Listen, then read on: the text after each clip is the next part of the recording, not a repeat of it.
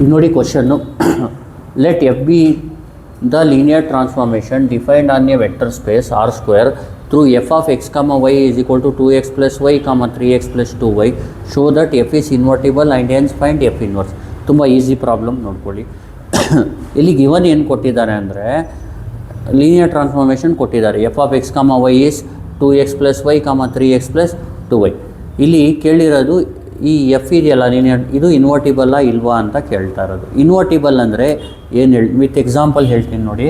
ಈಗ F of 1, 2 ಬಂದು 5, 6 ಇರುತ್ತೆ ಅಂದ್ಕೊಳ್ಳಿ. ಅದೇ ಥರ ಎಫ್ ಆಫ್ 5, 3 5, 6 ಇರುತ್ತೆ ಅಂದ್ಕೊಳ್ಳಿ. ಇಲ್ಲಿ ನೋಡಿ ಔಟ್ಪುಟ್ ಏನಿದೆ ಸೇಮ್ ಇದೆ. ಅರ್ಥ ಆಗ್ತಿದೆಯಲ್ವಾ? ಇಲ್ಲಿ ಈ ಔಟ್ಪುಟ್ ಬರೋಕ್ಕೆ ಎಕ್ಸಾಕ್ಟ್ಲಿ 1 ಇನ್ಪುಟ್ಟಿಂದ ಬಂದಿಲ್ಲ. ಅದು ಇಲ್ಲಿ ಇನ್ಪುಟ್ ಎಷ್ಟಿದೆ, ಎರಡಕ್ಕೂ ಸೇಮ್ ಬಂದಿದೆ. ಈ ಥರ ಇದ್ದರೆ ಇನ್ವರ್ಟಿಬಲ್ ಅಲ್ಲ. ಇನ್ವರ್ಟಿಬಲ್ ಅಂದರೆ ಈಗ ಔಟ್ಪುಟ್ ಏನಿರುತ್ತೆ ಅದು ಎಕ್ಸಾಕ್ಟ್ಲಿ 1 ಇನ್ಪುಟ್ಟಿಂದನೇ ಇರಬೇಕು, ಬೇರೆ ಇನ್ಪುಟ್ಟಿಂದ ಬರಬಾರ್ದು. ಗೊತ್ತಾಗ್ತಿದೆಯಲ್ಲ? 1ಗಿಂತ ಜಾಸ್ತಿ ಇನ್ಪುಟ್ಟಿಂದ ಬರಲೇಬಾರ್ದು. ಗೊತ್ತಾಗ್ತಿದೆಯಲ್ವ? ಆ ಥರ ಇದ್ದರೆ ನಾವು ಅದಕ್ಕೆ ಇನ್ವರ್ಟಿಬಲ್ ಅಂತೀವಿ. ಈಗ ಇನ್ವರ್ಟಿಬಲ್ ಇದ್ದರೆ ಈಗ ಇನ್ವರ್ಟಿಬಲ್ ಇದ್ದರೆ ಎಕ್ಸಾಂಪಲ್ಲು ಎಫ್ ಆಫ್ 3, 4 ಬಂದು 6, 7 ಇದು ಇನ್ವರ್ಟಿಬಲ್ ಇದೆ ಅಂದ್ಕೊಳ್ಳಿ ಎಫ್. ಆವಾಗ ನೀವು ಎಫ್ ಆಫ್ ಅಂದರೆ ಇನ್ಪುಟ್ಟಿಂದ 3, 4 ಹಾಕಿದ್ರೆ ಔಟ್ಪುಟ್ ಏನು ಸಿಗುತ್ತೆ, 6, 7. ಅದೇ ಔಟ್ಪುಟ್ ಹಾಕಿದ್ರೆ ನಿಮಗೆ ಇನ್ಪುಟ್ ಸಿಗುತ್ತೆ. ಎಫ್ ಇನ್ವರ್ಸಲ್ಲಿ ಔಟ್ಪುಟ್ ಹಾಕಿದ್ರೆ ಇನ್ಪುಟ್ ಸಿಗುತ್ತೆ. ಅಂದರೆ ಇನ್ಪುಟ್ಟಿಂದ ಔಟ್ಪುಟ್ಗೆ ಹೋಗ್ಬೋದು, ಔಟ್ಪುಟ್ಟಿಂದ ಇನ್ಪುಟ್ಗೆ ಬರ್ಬೋದು. ಗೊತ್ತಾಗ್ತಿದೆಯಲ್ವಾ? ಇನ್ವರ್ಟಿಬಲ್ ಇದ್ದರೆ ಇದೊಂದು ಅಡ್ವಾಂಟೇಜು. ಜಾಸ್ತಿ ತಲೆಗೆ ಹೆಚ್ಕೊಬೇಡಿ.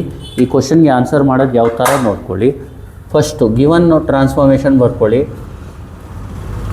F of x y is equal to 2x + y 3x + 2y.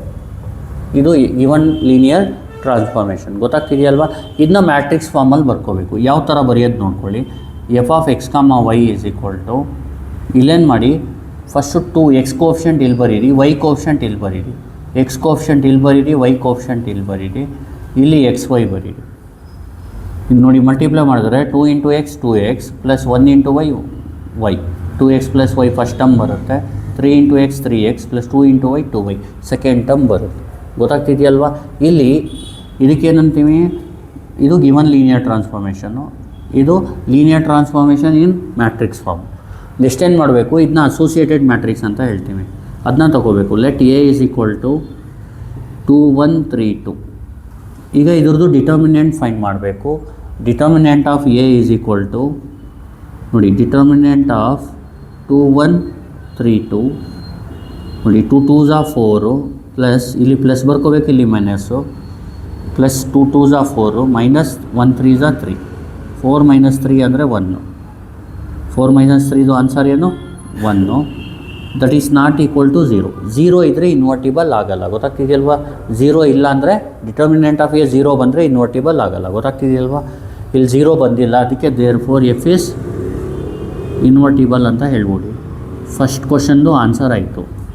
Show that F is invertible and hence find F inverse. ಈಗ ಎಫ್ ಇನ್ವರ್ಸ್ಗೆ ಏನು ಮಾಡಬೇಕಂದ್ರೆ ಎ ಇನ್ವರ್ಸ್ನ ಫೈಂಡ್ ಮಾಡಬೇಕು. ಎ ಇನ್ವರ್ಸ್ ಅಂದರೆ one by determinant of A into adjoint A. ಇಲ್ಲಿ one by determinant of A ಅಂದರೆ ಇದು 1. ಇಲ್ಲಿ ಅಡ್ಜಾಯಿಂಟ್ ಎ ಬರೆಯೋದು ಯಾವ ಥರ ಅಂದರೆ 2 × 2ಗೆ ಇದನ್ನ ಇಂಟರ್ಚೇಂಜ್ ಮಾಡಬೇಕು. ಈ 2ನ ಇಲ್ಲಿ ಬರೀಬೇಕು, ಈ 2ನ ಈಗ 2 3 ಇದ್ದರೆ ಈ 3 ಈ ಕಡೆ ಬರುತ್ತೆ, 2 ಈ ಕಡೆ ಬರುತ್ತೆ. ಆ ಥರ ಈ 2 ಈ ಕಡೆ ಹೋಗುತ್ತೆ, ಈ 2 ಈ ಕಡೆ ಬರುತ್ತೆ. ಸೇಮ್ ಇರೋದ್ರಿಂದ ಹಂಗೆ ಬರುತ್ತೆ ಅದು.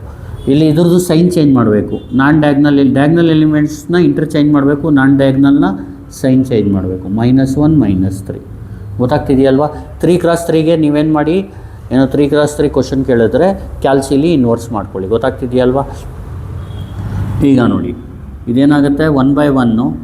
ಇಲ್ಲಿ ಏನು ಮಾಡಬೇಕು, 1/1 ಅಂದರೆ 1, 2 - 1 - 3 2.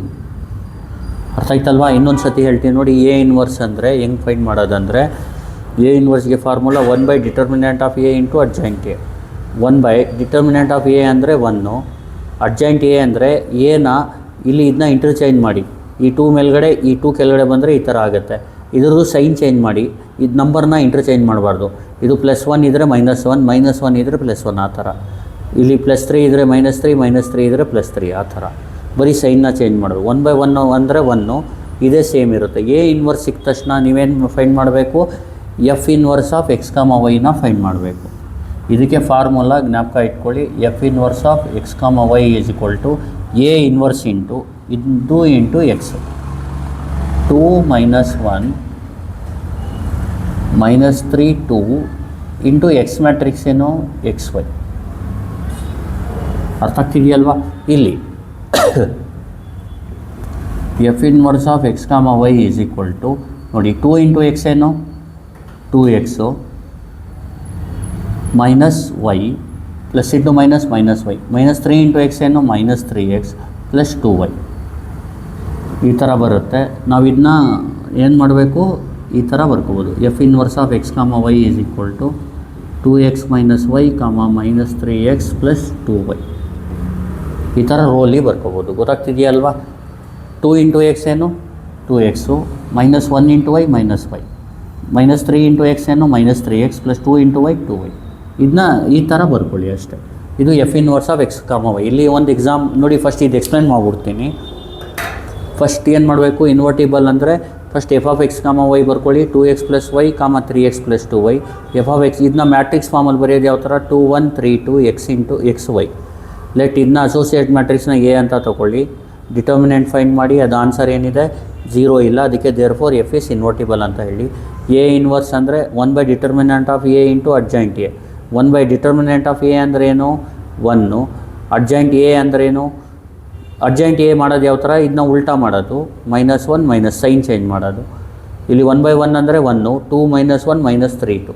ಇಲ್ಲಿ f inverse of x comma Y ಅಂದರೆ ಇದು ಬರ್ಕೊಳ್ಳಿ. First A inverse 2 minus 1 minus 3 2. ಆಮೇಲೆ ಇದು ಎಕ್ಸ್ ಇಂಟು ಎಕ್ಸ್ ವೈ ಬರ್ಕೊಳ್ಳಿ. ಈ ರೋ ಕಾಲಮ್ನ ಮಲ್ಟಿಪ್ಲೈ ಮಾಡಿ. 2 into x 2x minus 1 into y minus y minus 3 into x minus 3x plus 2 into y 2y. F inverse of x comma y is equal to f of ಅಂದರೆ 2x minus y comma minus 3x plus 2y ಆಗುತ್ತೆ. ಈಗ ನೋಡಿ ಒಂದು example ಕೊಡ್ತೀನಿ. ಈಗ X ಜಾಗದಲ್ಲಿ 1 ಹಾಕೋಣ, Y ಜಾಗದಲ್ಲಿ 2 ಹಾಕ್ಕೊಳ್ಳೋಣ. ಎಫ್ ಆಫ್ 1 ಕಾಮ 2 ಏನು ಬರುತ್ತೆ ನೋಡಿ, 2 ಇಂಟು 1 ಏನು 2 ಪ್ಲಸ್ 2 3 ಇಂಟು 1 ಏನು 3 ಪ್ಲಸ್ 2 2s 4. ಎಷ್ಟು ಬರುತ್ತೆ ಇದು 4 ಕಾಮ 7. ಅರ್ಥ ಆಗ್ತಿದೆಯಲ್ವಾ? ಅದೇ ಇದಕ್ಕೆ ಎಫ್ ಇನ್ವರ್ಸ್ ಆಫ್ 4 ಕಾಮ 7 ಅಂದರೆ ಈ ಫಾರ್ಮುಲಾ ಅಪ್ಲೈ ಮಾಡಿ.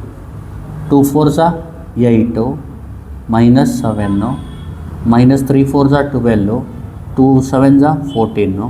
ಇದೇನಾಗುತ್ತೆ 8 ಮೈನಸ್ 7 ಅಂದರೆ 1 ಮೈನಸ್ 12 ಪ್ಲಸ್ 14 ಅಂದರೆ 1 ಕಾಮ 2. ನೋಡಿ 1 ಕಾಮ 2ಗೆ ಔಟ್ಪುಟ್ ಏನು 4 ಕಾಮ 7. ಇದು ಅಪ್ಲೈ ಮಾಡಿದ್ರೆ ಇನ್ಪುಟ್ಗೆ ಔಟ್ಪುಟ್. ಈಗ ಔಟ್ಪುಟ್ ಇದೆ, ನಿಮಗೆ ಇನ್ಪುಟ್ ಬೇಕು ಅಂದರೆ ಇದಕ್ಕೆ ಅಪ್ಲೈ ಮಾಡಿದ್ರೆ ಇದು ಬರುತ್ತೆ. ಗೊತ್ತಾಗ್ತಿದೆಯಲ್ವಾ? ಇನ್ವರ್ಟಿಬಲ್ ಇದ್ದರೆ ನಾವು ಇನ್ಪುಟ್ಟಿಂದ ಔಟ್ಪುಟ್ಗೆ ಹೋಗ್ಬೋದು, ಔಟ್ಪುಟ್ಟಿಂದ ಇನ್ಪುಟ್ಗೆ ಬರ್ಬೋದು. ಜ್ಞಾಪಕ ಇಟ್ಕೊಳ್ಳಿ. ಇದೆಲ್ಲ ಬರೆಯೋಕ್ಕೆ ಹೋಗಬೇಡಿ, ಇಷ್ಟು ಬರೆದ್ರೆ ಸಾಕು. Thank you. Please like, share and subscribe.